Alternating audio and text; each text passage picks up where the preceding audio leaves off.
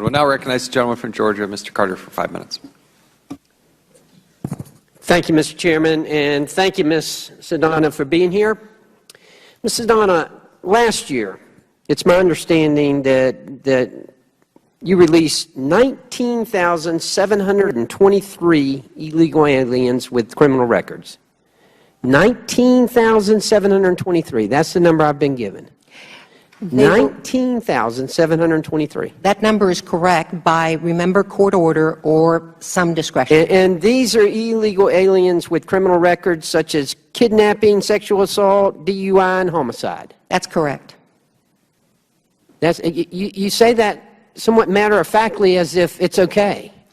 Well, it's not okay, but that's what the statute tells me, sir. It tells me we need to that we need to abide. You know, it's just unbelievable to me that we have released 19,723 illegal aliens with criminal records such as kidnapping, sexual assault, DUI, and homicide. It's appalling. No wonder America's in an uproar right now. It is appalling. It is appalling. Speaking to the Supreme Court of Texas, the United States, with respect to some of it, the immigration courts have another. So tell me when you can detain them. What's a priority one? Explain to me what a priority one is, very succinctly, very quickly. It threats generally to national security and so kidnapping, sexual assault, DUI, and homicide are not priority one? Yes, they are in that priority if they're convicted.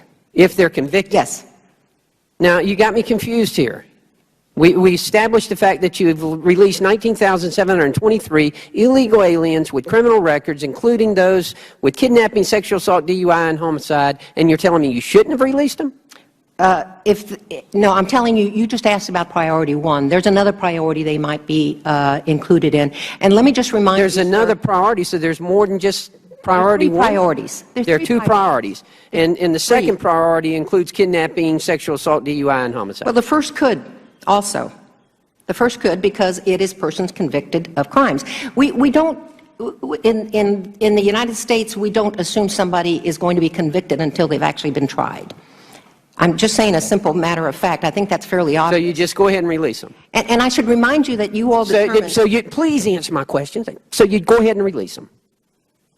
If we've been ordered by a court, or if we've exercised a discretion in looking at the entire case, so why are you decision. Releasing them instead of deporting them? Because of all the strictures in this statute, sir. I am not going to go outside the law in what I do. I cannot deport somebody without a final order of removal who's had the entire framework, been allowed to follow the entire framework you have provided, including appeals and consideration by the courts with respect to their claims of asylum or torture or whatever it is.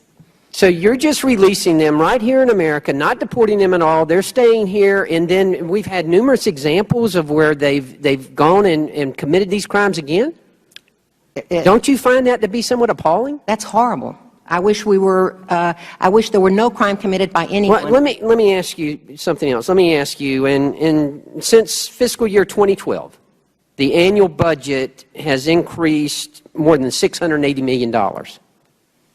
Is that correct? That's the figures I've been given. Since 2012, your budget has increased more than $680 million. ISIS, yes. But at the same time, the number of aliens removed has decreased by 174,000. 174,000. Can you tell me what the reason for that is? Because we can only remove those people that have final order of removal and the appropriate travel documents. Well, if we cut your budget, would you stop releasing them? Because we're giving you money and you're releasing them. Sir, you know, you're misrepresenting the facts when you say you release them. I'm not misrepresenting the fact that we have increased your budget over $680 million and you have decreased the number of people that you've deported by 174,000. Let's make it clear that these releases, only 7,000 plus, have been entirely discretionary. But it's not willy-nilly. It's made on the case-by-case analysis of the record that we have in front of us and on flight risk analysis. Let me ask you this. DHS leadership took $113 million that Congress appropriated to ICE detention and reprogrammed it for use by Secret Service and FEMA. Why was that? Are you familiar with that? That is a secretarial level decision. Oh, a secretarial level decision. Well, it's the Department of Homeland Security, sir. Okay. Okay, so that, you wouldn't have been involved in that, and you wouldn't have known about that? In the decision, Or even in the process? am I informed about it? I'm informed about the process, but the decision is a secretary. So we're giving you money, and here we are releasing less than $174,000. You know, I'm just appalled by this. This does not make any sense at all what we're doing.